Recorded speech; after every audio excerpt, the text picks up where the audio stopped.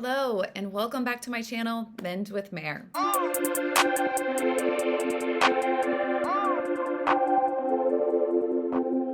Okay, I will be reacting and analyzing the song Happiness by Taylor Swift from the Evermore album. And many of you have recommended this. I was going through and I was counting. There's so many. I promise all of you that I will get to your songs that you have told me to react to, as well as other artists other than Taylor Swift. But I do really want to analyze and react to a lot of her songs leading up to Midnight's coming out. I cannot wait, and I can't wait to provide the content for you all. Also, I do want to do a really quick shout out to my nephew who does my video editing, which he makes it really funny. Sometimes I feel like he's poking a little bit of fun at me. Keegan. He does an amazing job, and check him out. He's an amazing musician, artist.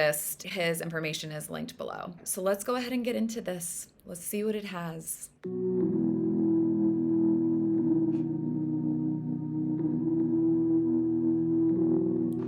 Sounds like church. Honey, when I'm above the trees, I see this for what it is. But now I'm right down in it. All the years I've given is just shit we're dividing up. Gosh, you guys are killing me. Okay, so this is starting out with perspective, which is so important that when you look down at a situation or romance or a marriage in this way, one that's ending, when you're up high, when you have a bird's eye view, you can see it for like what it really is and all the different parts and the twists and turns of it. But when you are actually in it, like in the moment, it's very hard to have that perspective and awareness, and it really does sometimes cause you to react or feel differently than if you were to take that aerial view of the situation. So she's talking about, when I'm above the trees, I see it for what it is, but now I'm right down in it. All the years I've given is just shit we're dividing up. In that moment, she's feeling like I gave all of these years of my life. This is what it's come down to, is we're just dividing up our things. Like, you know, whenever people get a divorce, it's like, okay, you can have that couch, I'll keep that bed frame. The loss of a relationship is just so demoralizing and painful when you've given so much, you've built this life with someone, and then now it's like, this is what it came down to. I mean, it's not the best way to look at it, but you're just like, oh, we're just dividing our shit up and then going our own ways. It is so hard, and Taylor is so talented in putting this into these words and in this feeling in this moment. I've given is just shit we're dividing up. Showed you all of my hiding spots. I was dancing when the music. Oh, God.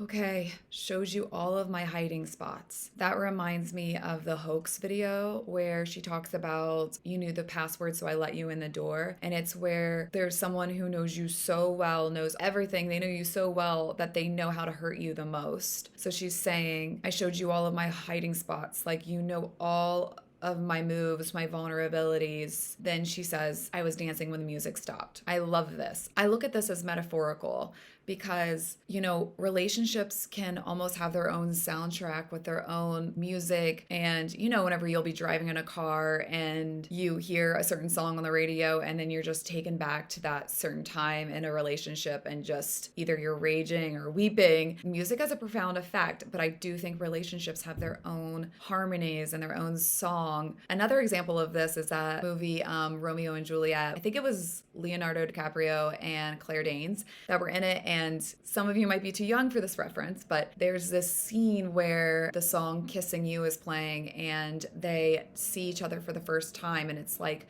time stands still, but there's like this big ball going on, but they see each other through the aquarium.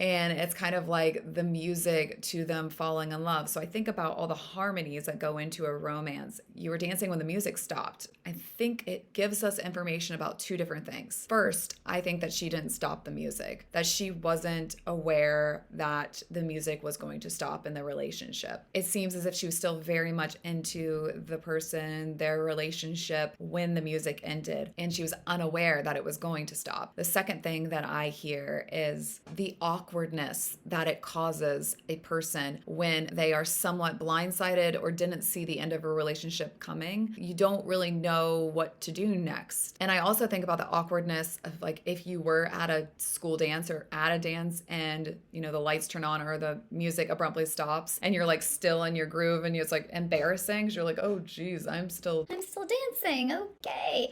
or that time where it's happened to me before when I'm at a restaurant and I'm like really loud and expressive and then like the music shuts off for some reason and you're like still doing it and everybody's like laughs at you because they're like, oh shit.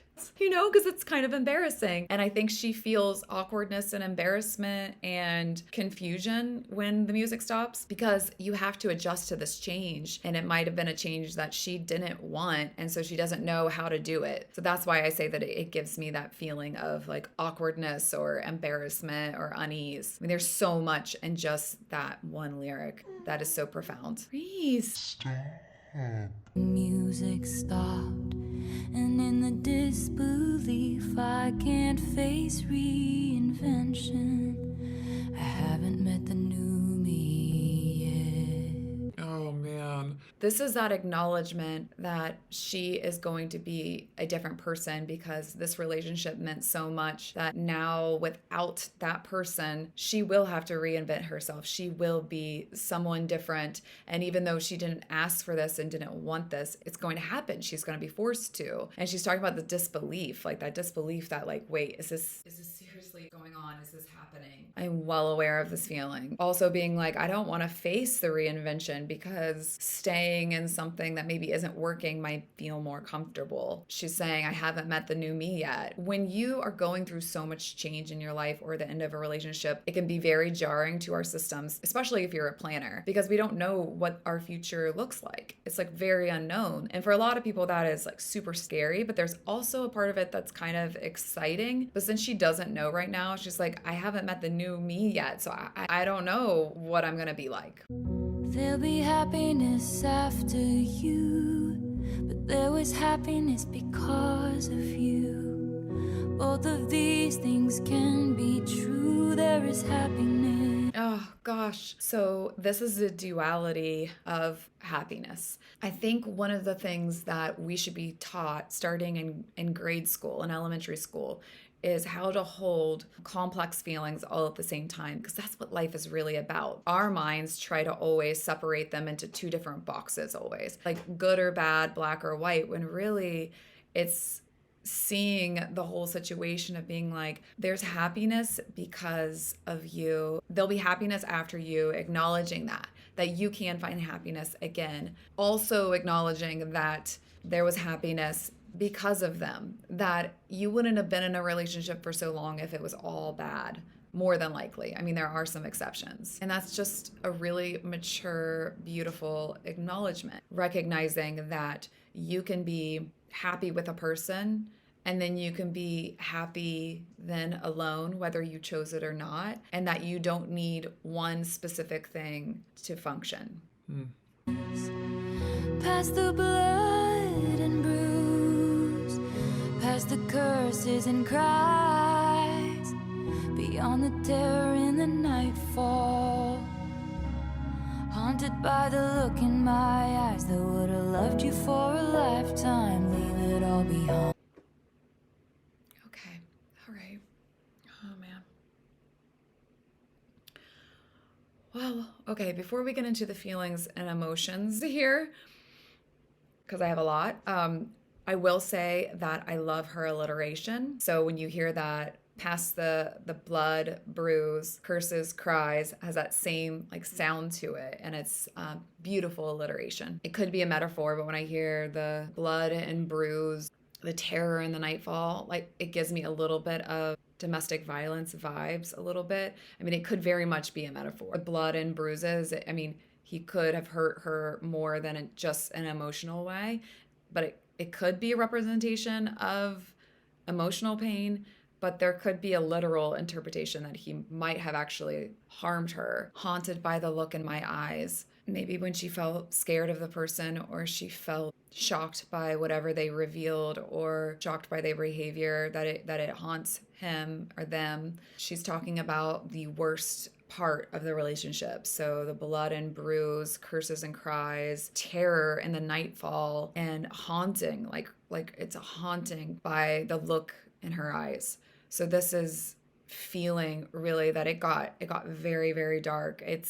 She's describing the worst parts of the relationship, but she's also saying beyond it, like what is past that, like not just focusing on those terrible time when it was at its worst. He probably wants to be forgiven for causing harm, not just emotionally, maybe even physically. And she's saying at some point I might be able to do that, but I don't know the new me yet. By the look in my eyes that would have loved you for a lifetime, leave it all behind, and there is happiness. So would have loved you for a lifetime. Tell me, when did I you feel like this is a marriage, a decomposition of a romance, that it's dead and fossils, like the dead remnants of the person, of the relationship. She's speaking about the fact that she once thought, I could have loved you for a lifetime, leave it all behind. She's recognizing that she's going to have to leave it all behind, and there then will be happiness. It's like she's having to realize that if she leaves the relationship, that will then mean that there will be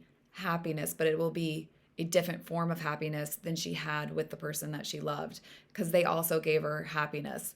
But knowing that it might not be the same type, but it will still be there. So it makes me feel like slightly hopeful, slightly. Tell me, when did your winning smile begin to look like a smirk?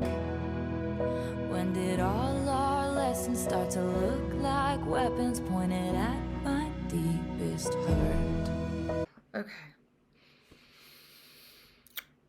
Oh, this is cutting me a little bit. Okay. Tell me, when did your winning smile start to look like a smirk? The smile that she cherished and she loved, that made her happy and made her laugh, was actually like, I got you. like it turned sour. It turned dark. It turned maybe hateful. Like didn't like her anymore. Like went from smiling to not liking, and smirk like, It's like no longer a smile of love. It's a smile of deceit or sneakiness, or like a smirk is just really, it's a conceitedness. When you do a smirk, it's kind of like, it's not good. It's not good when a winning smile would do a smirk.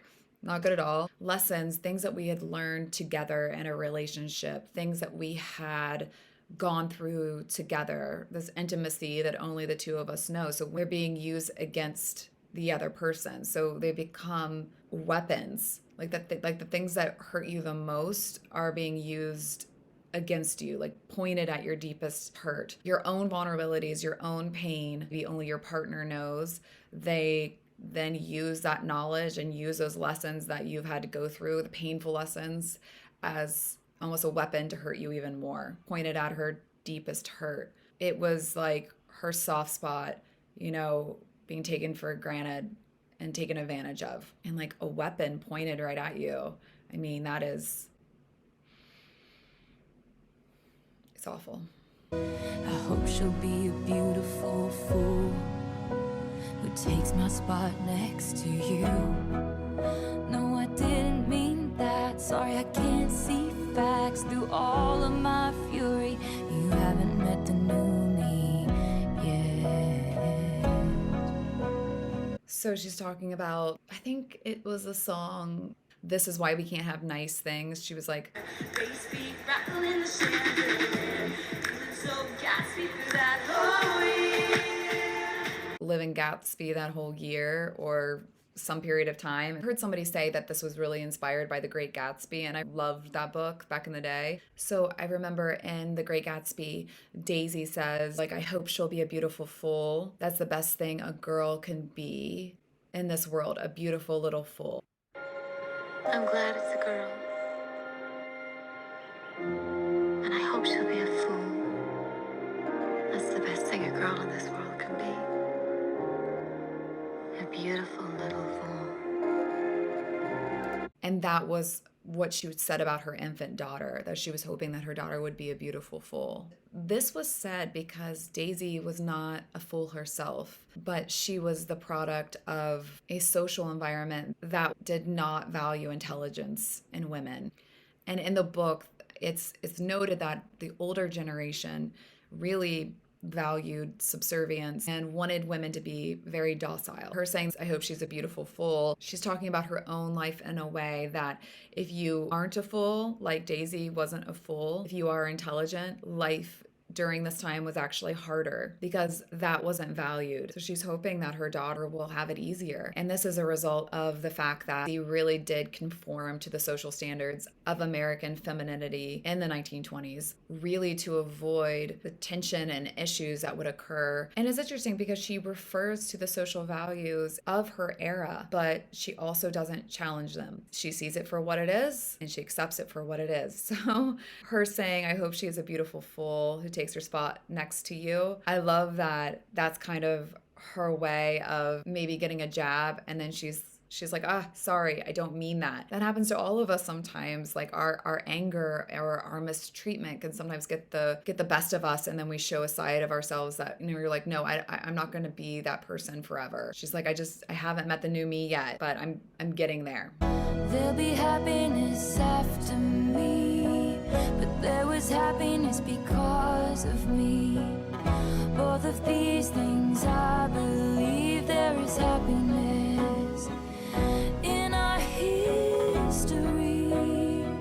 Across a great divide, there is a glorious sunrise, dappled with the flickers of light from the dress I wore at midnight. Leave it all behind. My gosh, so beautiful. So now she's talking about herself to the person that she was married to or in a relationship with. There will be happiness after me. There will be happiness because of me. This is a little bit more of a healthier way to approach a relationship. And I think one of my viewers mentioned that too. And she's acknowledging there was happiness in our history. Let's not discount that. Like, that truly did exist. And I think that there's always a tendency at the end of relationships for it to be super venomous and there has to be one person who is the worst. She's acknowledging, like, there was a time when there was happiness in our relationship. It's important to hold on to the good things, and that after the relationship, there will be a glorious sunrise. The glorious sunrise will also have light in it that was from the dress she wore at midnight, which I think is a metaphor for when the music stopped, like she was dancing in probably a very sparkly dress at midnight, and there was pain in that. So the flickers of light from the dress I wore at midnight, leave it all behind. It's like, yeah, that's going to be a part of it. This pain from the relationship also exists along with the happiness that came from the relationship. The dress I wore at midnight, leave it all behind, and there is happiness. I can't make it go away by making you a villain. I guess it's the price I paid for 7 years in heaven. I have to stop for that line. I can't make it go away by making you a villain. That's where our brains automatically go to what I was speaking about before, is that we want to put someone in a box and say that they're all bad, and they're the reason why it ended. And really, she's coming to terms with the fact that these thoughts, the memories, the pain, it won't go away by just naming the person a villain. And it's also accepting that, there are two people in the relationship that probably they have to take accountability for their part in the demise. And I pulled your body into mine every goddamn night. Now I get fake niceties. So she's talking about being intimate with this person. This is the person she got in bed with every night for 7 years, that she spent time with, that she held, that she was intimate and most herself with. And now it's just fake niceties. Like, it's just like, oh, yeah, hi, pretty good, good.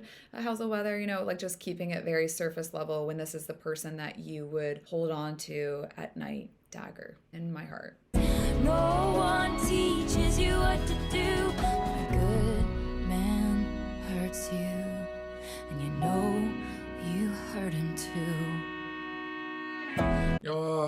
Whew. Okay, so this is always important to talk about with relationships. So it's acknowledging that no one teaches you what to do when a good person hurts you, and you know you've also hurt them in some ways too. And at one point, maybe at that person's core, he's a good man, but the relationship ended, hurt, bruises and blood, curses and cries, terror and the nightfall, horrible, horrible things happened. But she's saying, like, what do you do when I know that parts of you are not that person? And also parts of me are not that person. When a good man hurts you and you know you hurt them too, it's like, you know, you both caused some pain in this relationship, maybe one more than the other, but however, both hurt each other. Honey, when I'm above the trees, I see it for what it is.